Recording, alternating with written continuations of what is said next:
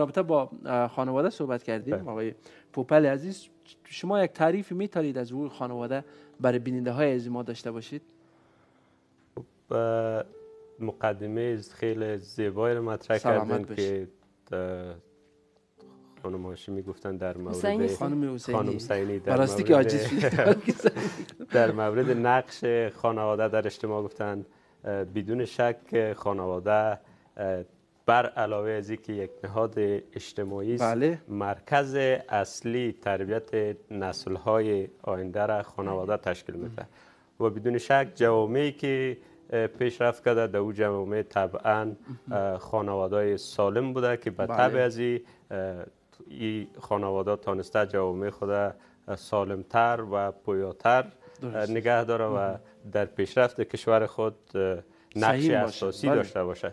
بنابراین هرچی ما در جامعه خود خانواده سالمتر داشته باشیم، قانونمندتر داشته باشیم، حقوق افراد یا تک تک اعضای خانواده در نظر گرفته شود، به همین میزان ما میتونیم که در پیشرفت جامعه خود یا در سلامت جامعه خود نقش داشته باشیم. چرا که هر کسی در واقع انسان هم شخصیت اصلیش را به جامعه انعکاس میده دیگه. درست است. و اگر در خانواده آسیب دیده باشه، خب همون شخص آسیب دیده یا بهتر است بگیم شخص بیمار وارد اجتماع میشه و منجر به این میشه که کدام اتفاقای دیگر ناخواسته رخ بده که ما میبینیم در قوانین جرم و جزا به اونا اشاره شده. اگر ما بخوایم همونطور ریزتر به این موضوع بپردازیم و جدا بسازیم، تفکیک بکنیم، هر اعضای خانواده از خود یک حقوق داره. درست است؟ خب اگر بیایم حقوق خانواده را تعریف کنیم، خب شما هم که در جریان هستیم حقوقی هستین. حقوق بسیار موضوعات گسترده و بخش‌های گسترده داره که یکی از این میشه مثلا حقوق خانواده یا فامیل. حقوق خانواده یا فامیل زیر شاخه حقوق خصوصی است که نقش بسیار مهم و اساسی را در جامعه ایفا میکنه و منظور از حقوق خانواده تنظیم روابط اعضای خانواده از جمله زن و شوهر، فرزندان یا سایر بستگان است. مثلا در قدم اول بحث نامزدی یا ازدواج مطرح میشه که افراد با چی شرایط در جامعه خود میتونه با همدیگر ازدواج کنه، چگونه عقد رسمی کنن. پس از ازدواج بحث نفقه یا مهر خانم مطرح میشه که یه موضوع بحث حقوق خانواده است و همچنین بحث نفقه فرزندان، حقوق فرزندان، مسئولیت تربیتی آنها یا موضوعات دیگه شامل از حقوق فامیل میشه و بالاخره هم بحث که خیلی مهم است بحث طلاق است. هرچند طلاق واژه زیبا نیست، همواره بار منایی مثبت را در پی نداره. با احساسات ناخوشایند چون اندوه و غم و جدایی است، ولی در برخی موارد بین زن و شوهر مشکلات به اندازه حاد میشه که اینا جز جدایی چاره دیگر نداره که یک زندگی بهتر داشته باشن. در اینجا طلاق یا جدایی میتونه یک تصمیم بسیار بزرگ و شجاعانه باشه. هرچند گفتم واژه زیبا نیست، من طرفدارش نیستم، ولی در بسیاری موارد شرایط و ضوابط خودش را داره. طلاق هم مطرح میشه که در صورت جدایی همسر بحث حضانت فرزندا که آیا بهتر از پدر حضانت فرزندا را به عهده داشته باشه یا مادر، که با توجه به شرایط والدین بحثا مطرح میشه. این بحثا از جمله بحثای حقوق خانواده است که انشالله بحث میکنیم. پس گستره حقوق خانواده بسیار وسیع است دیگه، از ازدواج و طلاق گرفته تا نفقه و تربیت اولاد. نفقه، حتی مثال نزدم ارث و میراث، وصیت. اگر شخص فوت کنه، بعد از فوت از او مسئله ارث و میراث است که اینا چگونه تقسیم میشه، با چی شرایطی، اینا همگی بحث‌های حقوق خانواده. یک موضوع بسیار های اهمیت است، چرا که برای مثال اگر بخوایم بگیم دولت ایران، یعنی برای کسانی که حالا از افغانستان در ایران زندگی میکنه، در بحث حقوق خانواده خصوصا در بحث ازدواج و طلاق قانون احوال شخصیه را مد نظر قرار داده. درست است؟ بله. در حقوق ایران که طبعا هست، چون حقوق ایران مبتنی بر فقه شیعه است و اکثر شهروندان ایران شیعیان اسلام تشکیل میده.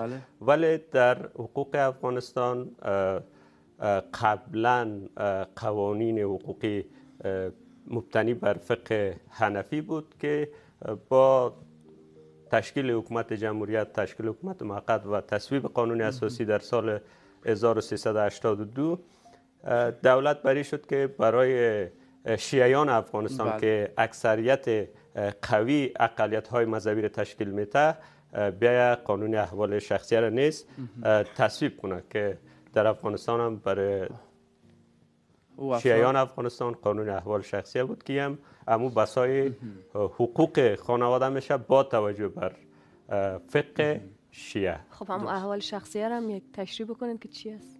احوال شخصیه مسائل شخصی خانوادگی از قبیل ازدواج، طلاق، مهریه اینا را بحث میکنه. اگر حال حاضر بخوایم در نظر بگیریم بوپل صاحب، وضعیت او خانواده حال حاضر در افغانستان چه قسم است؟ خب اگر بخوایم خیلی خلاصه وضعیت حقوق خانواده در افغانستان بررسی کنیم، باید بیایم قبل از تصویب قانون اساسی 1382 و بعد از اون مورد بحث قرار بدیم. قبل از تصویب قانون اساسی در سال 1382 ساختار حقوقی افغانستان بیشتر مبتنی بر سنت‌های قبیله‌ای و ساختار حقوق عرفی بود. بیشتر حل و فصل‌ها به صورت عرفی و سنت‌هایی که در اون قبیله وجود داشت به اساس از این صورت می‌گرفت. به همین ترتیب حقوق خانواده خیلی رعایت نمی‌شد و در مواردهای مختلف مورد نقض قرار می‌گرفت. مثلا یک مرد میتونست زن بیوه را به ارث ببره یا همسری را از طریق ازدواج معاوضه‌ای به دست بیاره یا که ازدواج غرامت جرمی داشته باشه. مثلا اگر کسی یک جرم مرتکب میشد در قبایل به گونه بود که بر اساس سنت‌های قبلی اینا مجبور میشدن یک خانوم را در به انوار خونبها یا غرامت به اونا بتن. قوانینی که در واقع قسمی که شما اشاره کردید قبیله‌ای دیگه. این وضعیت ناگفته نمانه که سوء تفاهم نشه، چون افغانستان جامعه است متنوع با آداب و رسوم مختلف، فرهنگ‌های مختلف. در همه نقاط افغانستان یکسان نیست. خیلی از نقاط افغانستان است که از این پدیده ها رنج میبره یا اصلا ارزش برش قائل نمیشه، ولی معمولا بیشتر در مناطق روستایی یا جوامع قبیله افغانستان این اتفاقات افتاده. درست. اما بعد از تصویب قانون اساسی که آمدن قانون اساسی را بر اساس حصول حقوق بشر، کرامت انسانی یا ارزش‌های انسانی و برابری تمام شهروندان در نظر گرفتن، وضعیت اجرایی حقوق خانواده رو به بهبود بود. روز به روز بهتر میشد و این پدیده‌هایی را که ما گفتیم، ازدواج اجباری، کودک آزاری یا همسر آزاری، اینا روز به روز کاهش پیدا می‌کرد. بله. اما خب قوانین دیگه هم در این راستا تلاش کردن، مثلا قانون منع خشونت علیه زنان، بله. حقوق اطفال که اینا هم تا جای در بهبود وضعیت حقوق خانواده در افغانستان نقش داشت. نهادهای مختلف حقوق زن شکل گرفت و ای که حتی رهبران مذهبی در بسیاری از مراسم رهبری ازدواج با افراد زیر سن را ممنوع قرار دادن و اینا تلاش هایی بود که در چند سال اخیر صورت گرفت و پیشرفت خوبی هم داشت. ولی گاه نقض میشد. بازم دیده میشد که همسرآزاری وجود داره، کودک همسری وجود داره یا پدیده های دیگه از قبیل ازی گاهی وجود داشت. در زمان حاضر هم اگر بگیم که در بعد از سال 2021 که دولت سقوط کرد، حکومت امارت اسلامی فرمان صادر کردند که در ماده اول از این فرمان ازدواج اجباری و با اکراه ممنوع قرار دادن که هیچ بالکل ممنوع شده. بله، هیچ فرد حق نداره که بدون رضایت یا با افرادی که بالغ نیستن ازدواج کنه. بسیار عالی. یعنی در حال حاضر حتی امروز هم شما میگی فرمان‌های صادر شده که ممنوع شده هم کودک همسری و هم ازدواج اجباری. فرمان به صراحت کودک آزاری یا ازدواج بدون رضایت اینا را ممنوع قرار داده. بعد اگر بخوایم یک چشمانداز بهتری از قوانین خانواده در افغانستان امروز داشته باشیم، چه مسائل دیگه میتونه این چنینی دخیل شود یا فرمان‌های صادر شود بهتر است؟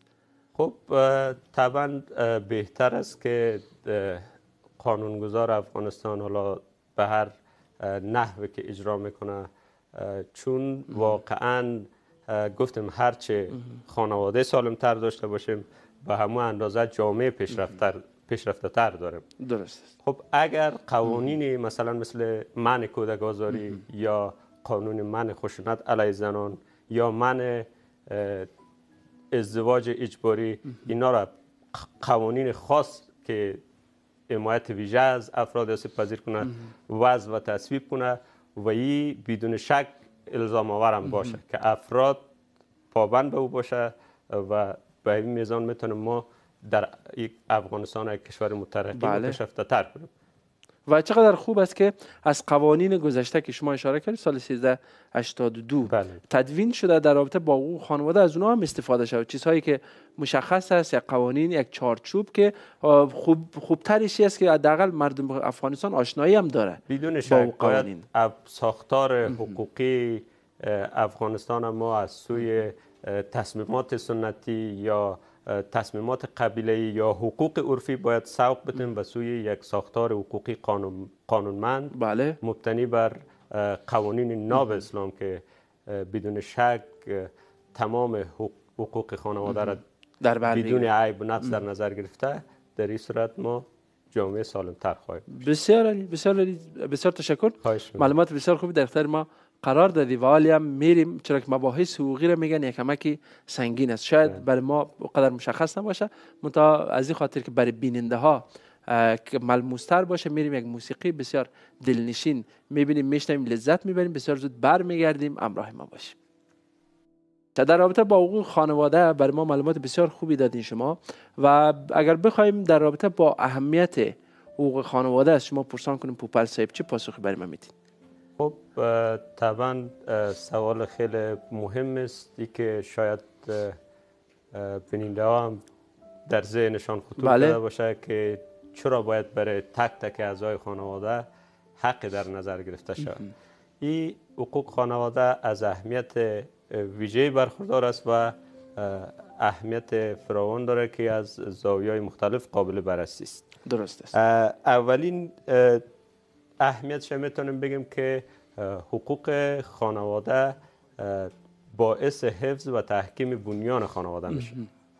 خانواده نقش اساسی رو در جامعه داره که حقوق خانواده می با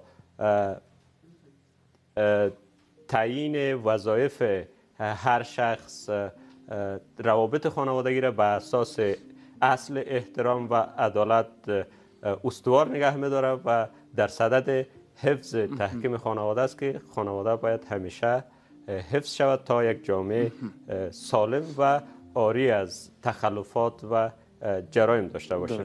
یعنی شما ببخشید به گونه‌ای میگید که این آگاهی کمک کننده استحکام خانواده است. بله دقیقاً بدون شک. مثلا قانون مدنی افغانستان در بحث ازدواج آمده بر رضایت طرفین در ازدواج تاکید کرده. خب اگر این ازدواج بدون رضایت دو طرف اتفاق بیفته، یک مرد دختری را به اکراه و اجبار به نکاح خود در بیاره، طبعا پیامدهای منفی در آینده در پی خواهد داشت. مثلا در تربیت فرزندان از اینا یا حتی ممکن است اختلافات بین از اینا شدید شده و خود اینا دچار صدمه و آسیب روحی و روانی شوند که این صدمه و آسیب ممکن است خود از اینا را یا فرزندان از اینا را به سوی ارزش شکنی یا تخلف از قانون یا جرایم مختلف دیگه سوق بده. پس اهمیت مهمش است که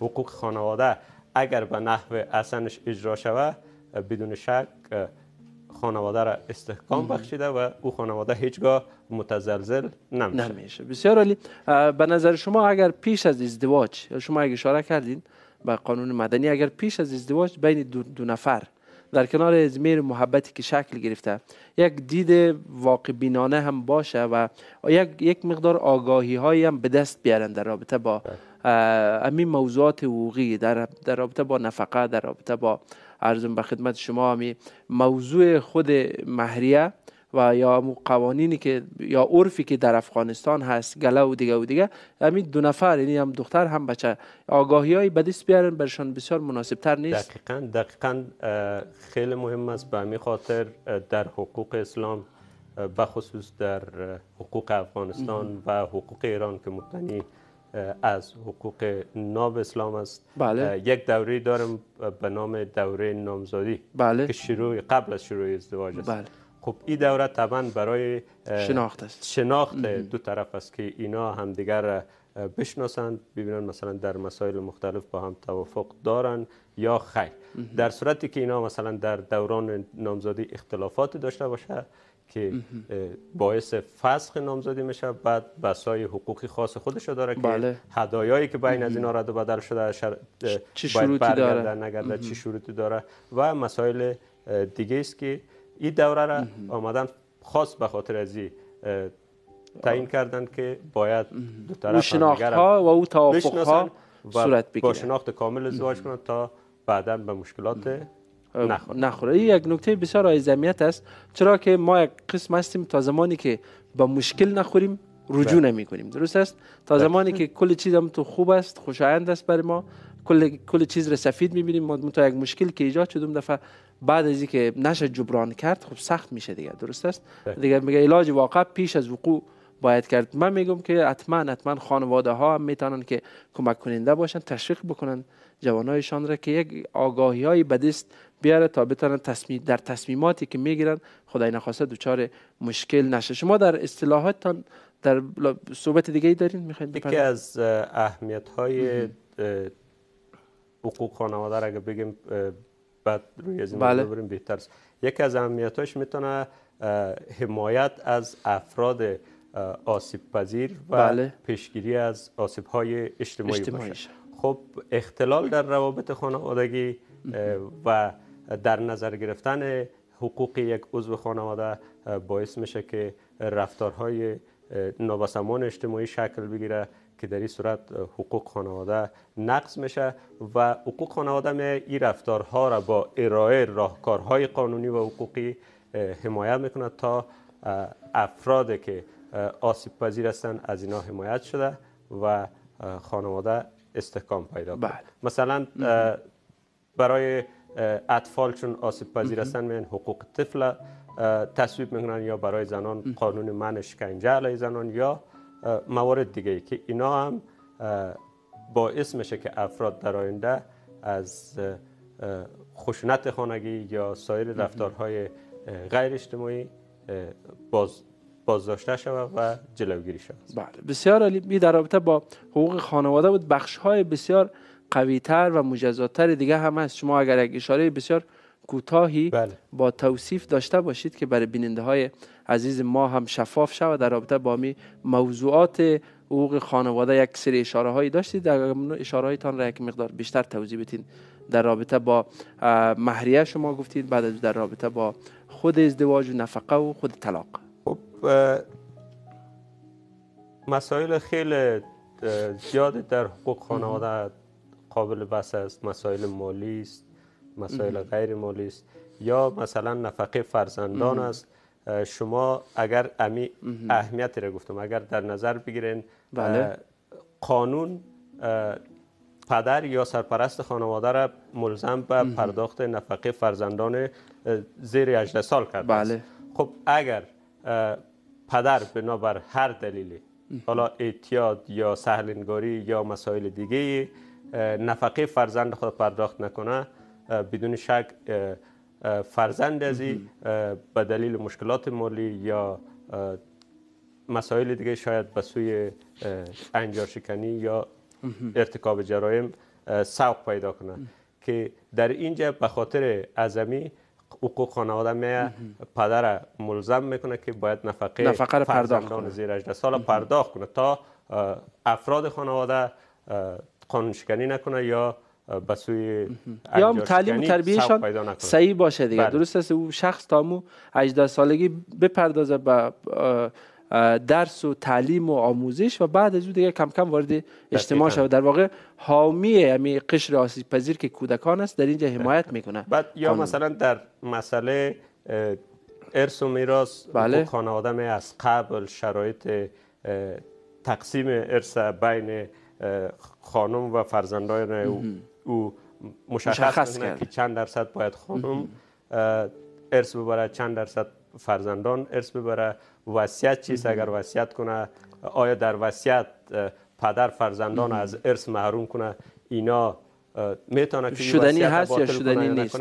این مسائل در همگی در حقوق خانواده بس میشه و هدفش هم ایست که در خانواده اختلافات پیش نبره و همیشه خانواده استحکام داشته باشه. درست. اگر پیش آمد هم کرد چنین اختلافات خب قابل در قانون حل هست شده و طبق قانون حل و فصل میشه. بسیار عالی، بسیار عالی.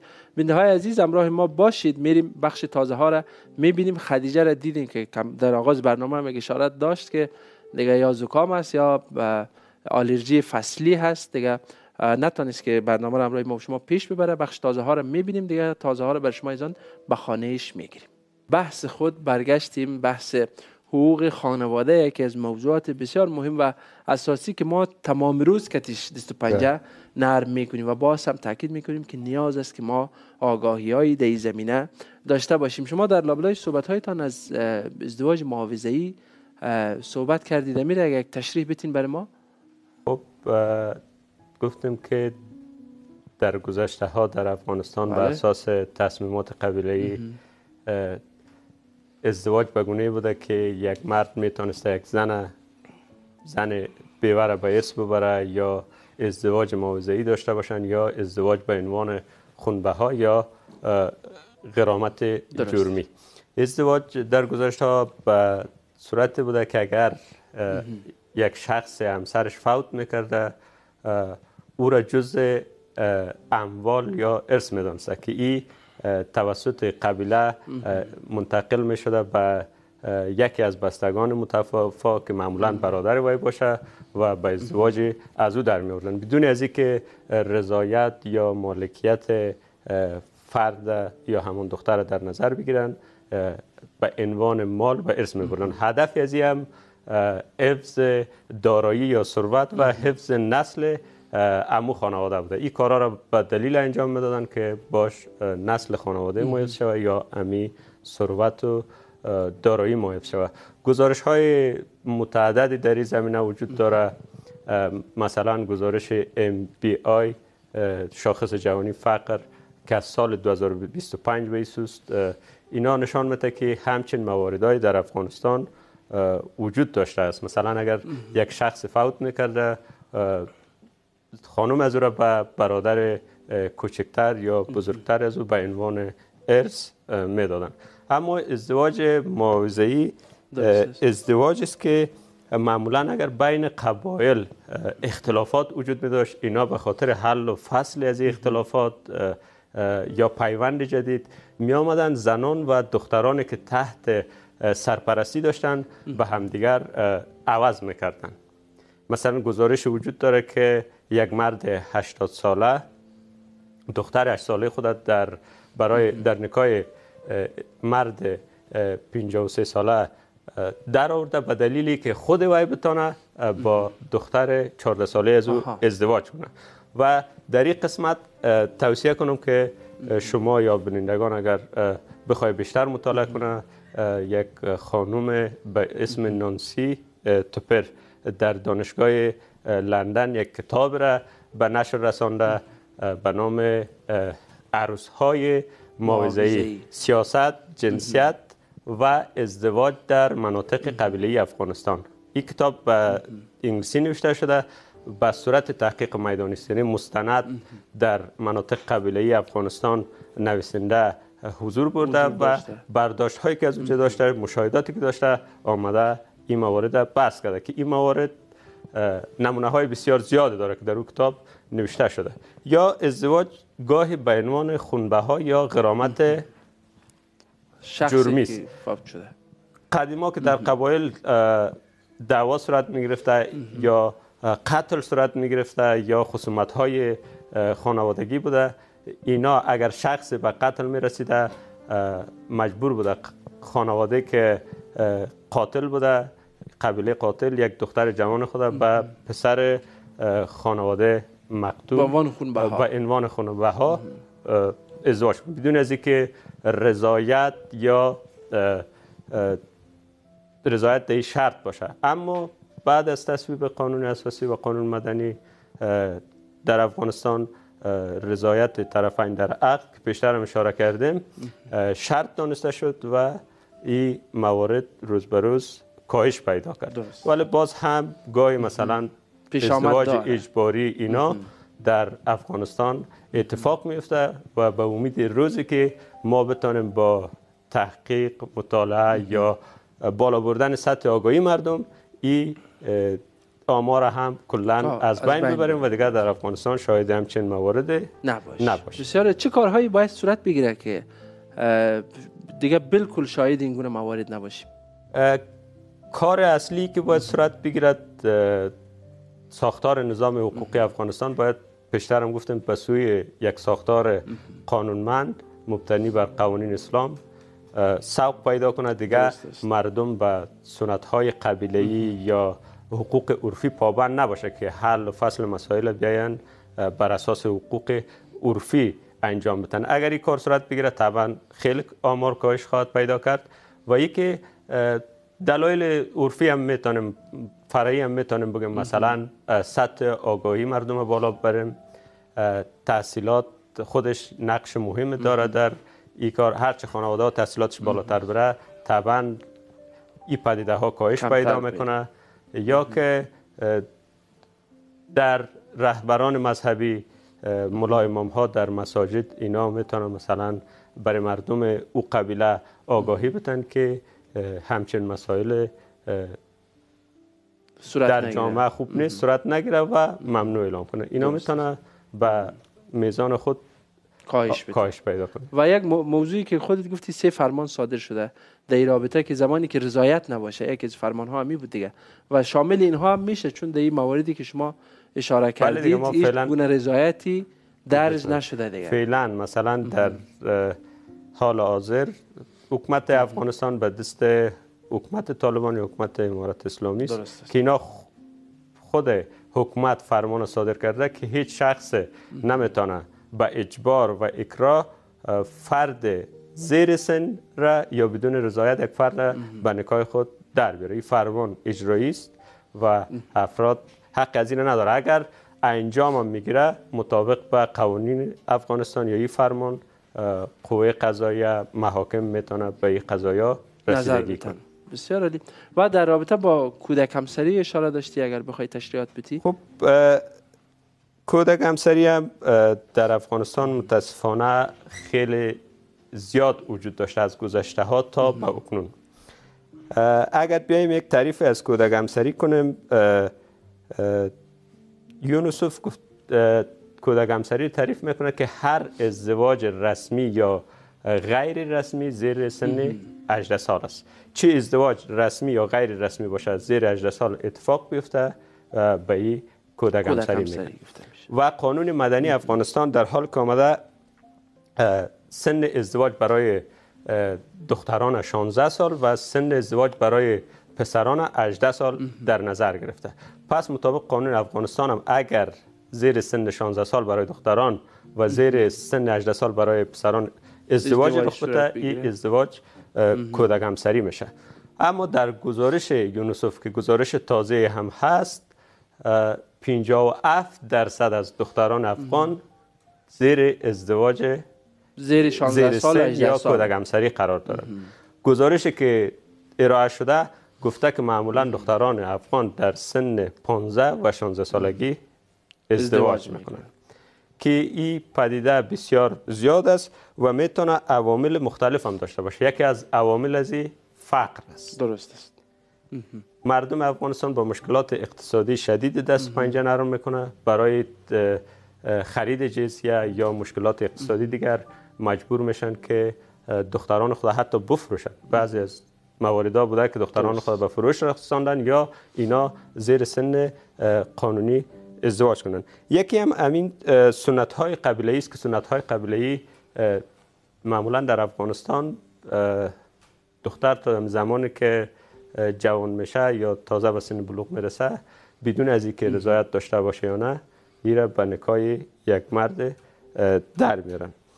و میتونم بگم که بحران های انسانی هم در کودک همسری نقش داره. افغانستان چندین دهه است جنگ تجربه میکنه، بلایای طبیعی یا فقر که این باعث میشه مردم از زندگی ناامید شود. این ناامیدی هم سبب از این میشه که اینا دختران خود از زودتر به نکاح در بیارن تا یک سری مشکلات دیگه نداشته باشن. و در چند سال 2-3 سال قبل خیلی زیاد شده بودن میدونی که دخترای زیر سن زیاد ازدواج میکنن. این عواملش است که متاسفانه باید اینا پیگیری شود، رفع شود تا ما یک افغانستان بهتر و سالمتر داشته باشیم ان شاء الله. و یکی از مشکلات اساسی که خود گفتیم چرخه اقتصادی است دیگه. او شخص زمانی که نتونه هزینه خانواده خود را تامین بکنه خب به هر حال و یا امید را داریم که شرایط بگونه‌ای باشه. و باز هم تاکید ویژه ما سر از است که آگاهی های صورت بگیره در رابطه با حقوق افراد، خصوصا حقوق خانواده، که ببینه شخص چه کارهایی میتونه انجام بده برای خودش، برای اعضای فامیلش کسی. و یک نکته مهم و از اهمیت این بود که شما این فرمان ها را گفتین و اگر کسی در افغانستان امروزی به و بخواد که ازدواج اجباری صورت بگیره میتونه با مراجعه به محکمه جلوگیری بکنه. درسته؟ جلوگیری کنه. بله. و هرچند در این زمینه از سوی نهادهای بین المللی مثلا یونیسف یا نهادهای دیگر، نهادهای داخلی تلاش‌های زیاد صورت گرفته تا این پدیده ها را از بین ببره، ولی باز هم کماکان وجود داره که ما میتونیم اینا را با بالا بردن سطح آگاهی مردم، تحقیق یا همچین برنامه‌های از بین ببریم تا مردم بتوانند راحت زندگی کنند و تحصیل کنند. درست. بسیار عالی. و کدام توصیه دیگه در پایان اگر داشته باشی پوپل صاحب؟ توصیه همی که باید اعضای خانواده در جامعه افغانستان، پدر که سرپرست خانواده است، مادر همچنین که در تربیه اولادای خود نقش موثری داره، اینا نکاتی را که میگم در نظر بگیرن و ای که در مورد حقوق خانواده به ویژه حقوق فرزندان که در پیشرفت هر کشور اینا نقش اساسی را داره تحقیق کنن و مطالعه کنن و با توجه به می قوانین پیش بره و دیگه ما در افغانستان ازدواج اجباری یا کودک همسری یا کودک آزاری یا همسرآزاری همچین مواردهای نداشته باشیم. و اینا کلش دیگه نیازمند ما آگاهی است که در خانواده بخش عظیمش در خانواده بخش عظیمش دیگه کلش در خانواده است. هر چی خانواده آگاهتر داشته باشیم به مطابق از او جامعه آگاهتر و سالمتر داریم. بسیار جهانی سپاس از اینکه وقت ماندی، از اینکه آمدی. زنده و سلامت باشی دکتر صاحب پوپل و شما را به خدا میسپاریم. بسیار تشکر بنده های عزیز از اینکه امروز هم همراه ما بودید و ما را همراهی کردید. راههای ارتباطی ما و خودتان را فراموش نکنید. میتونید که کدام سوال های حقوقی اگر دارید حتما بر ما روان بکنید سوال هایتان را که در برنامه روزهای یکشنبه ان شاء الله ما میپردازیم به او موضوعات و کدام نقطه نظر دیگه هم اگر دارید میتونید که بر ما از طریق راههای ارتباطی روان کنید. روزگار بر شما خوش. ما هم از طرف خود خداحافظی میکنیم و هم از طرف خدیجه. خداوند نگهدارتان.